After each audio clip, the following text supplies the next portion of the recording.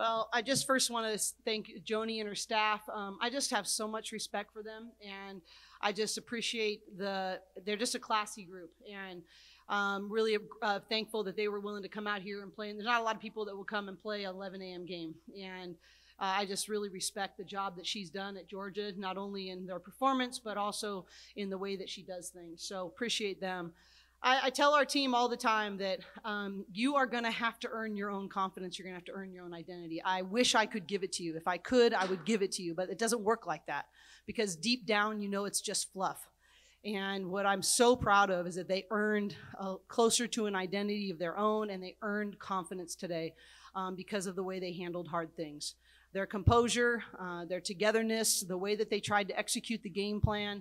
I'm just really, really proud of the confidence they earned. I'm also really, really thankful for a staff that's way smarter than me.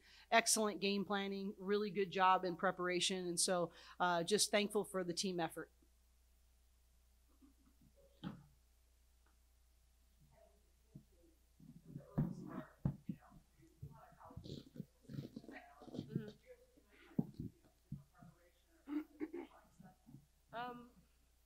I think my preparation came from just having like a great film session last night, or was it, what time was it? It was sometime yesterday. But even like going back home after practice, I just went over scouting and just got my mind ready for the game. And I have this sound file that I listen to every night, and that helps me just being mentally prepared, and just like when things get tough, just to calm myself down. And I think I really did that. So yeah. And this is in the middle of our practice time as well. So this is what time we practice every day. So it's a great advantage for us.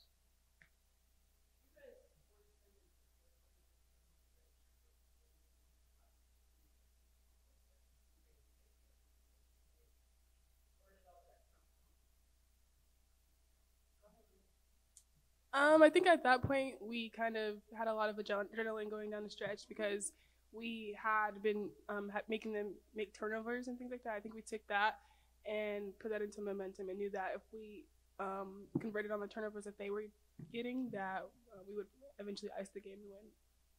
I think we did it with our defense. And I think that we played both player to player and zone down the stretch, and depending on who they were subbing in, we were able to sub accordingly. But that's what makes me proud, is we've been struggling with that, and that created easier offensive opportunities. But almost every practice we end with either 2 straight stops or 3 straight stops, and that's how we end practice. And I just thought, well, that's what we got to live out. And so that, as a coach, I'm just really proud when that becomes a habit.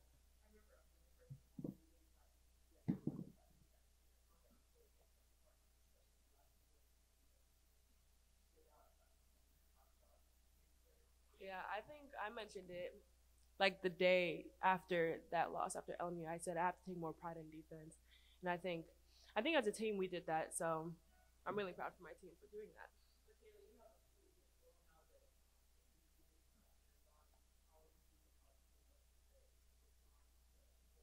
that. Just try to embrace it. My word this year that we picked, I picked fearless, and that's just believing in my abilities, because I know my team does, I know Coach Corey does. So just kind of proving to myself that I can do this, and I have people behind me that support me.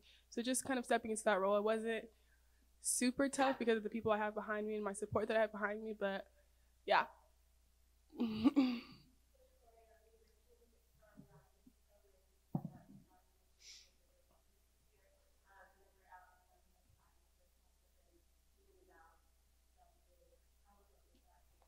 Oh, really big. You know, I thought there were some timely ones where they took some tough shots late in the shot clock, and they got a few more than I wanted. I thought their guards got in there and got, our post players, I thought, did a really good job boxing out. But some of those long rebounds they went to them. But I thought in the second half it was a complete turnaround. And I thought not only on the defensive end, controlling the defensive boards, but we got some really key offensive rebounds that allowed us to extend the game, specifically off the out-of-bounds play. I wanted us to back it out, but we shot it, and that could have extended the game for them to get more possessions, but we got an offensive rebound. We're able to back it out and got fouled. And so I think it was an absolute difference maker. I didn't think we had to be plus 10 or plus 11 in the game, but I didn't think we could win if we weren't at least even on the boards.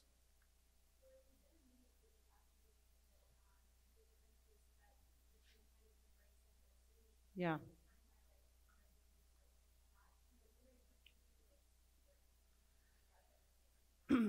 Yeah. I think there's just, when you're trying to earn a new identity and new confidence, I think it's when the littlest thing goes wrong, it can force you to press the panic button. And I'm like, adversity is a part of every game. You are never going to avoid it. So you might as well embrace it. You might as well use it as an opportunity to overcome and to get mentally tough and to be more together. And we talked a lot this week about that you're never going to be that good with an open hand, with 5 people doing their own thing. We only are going to be powerful is when we come here and we pack a punch. And it's not, when things are going well, it's easy. But I was really proud tonight. I just watched, even when a mistake happened, I watched their eye contact. I watched how quickly they got to huddles. I watched what they were like in timeouts. And they weren't thinking about, oh, why'd that just happen? Or, oh, I don't, or a bad call. Or they were on to the next play. And we talk a lot about winning the moments. Win the moments and control your your response. And I thought that, events are going to happen. Adversity is going to happen. That the only thing we needed to be focused on is winning the moments and controlling our R.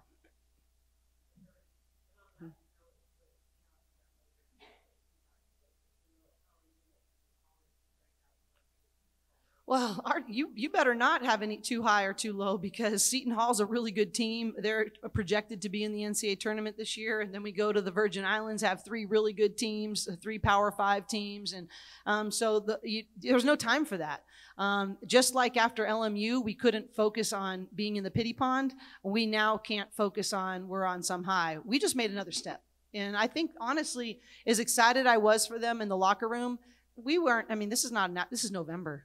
We need to focus on getting better. And so we've got to be focused on getting ready to out-prepare Seton Hall on Friday and Saturday's practice. That's really all we got to do. So I don't really think, like I said, it's early in the year. I told him yesterday, I don't feel urgent that we have to win, but I feel urgent that we have to grow and we have to get tougher. And we grew and we got tougher. But that doesn't end. And we got to be hungry to do it again.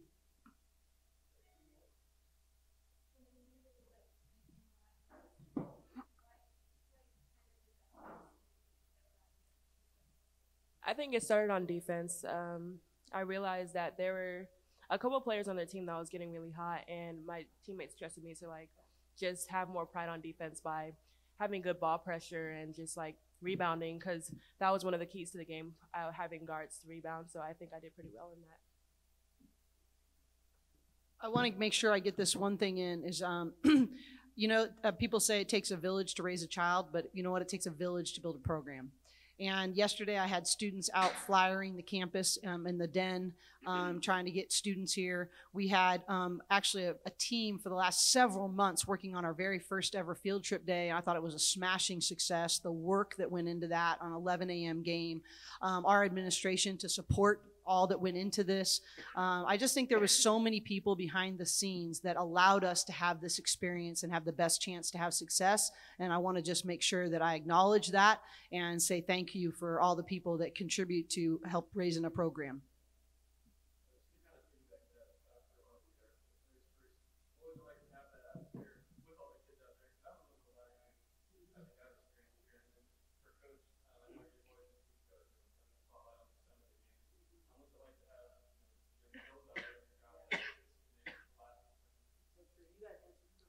I think it's just really humbling. We went up after the game and we kind of high-fived them and kind of started talking to them up in the stands, and they were just so happy. And it's kind of just like the love they have for this game is just so innocent, and it's just nice to see. And we really appreciate that. And we had it was loud in there, and thanks to them. And there was different groups, and they were saying "Go Bruins," so it was just really humbling. It was really nice to see.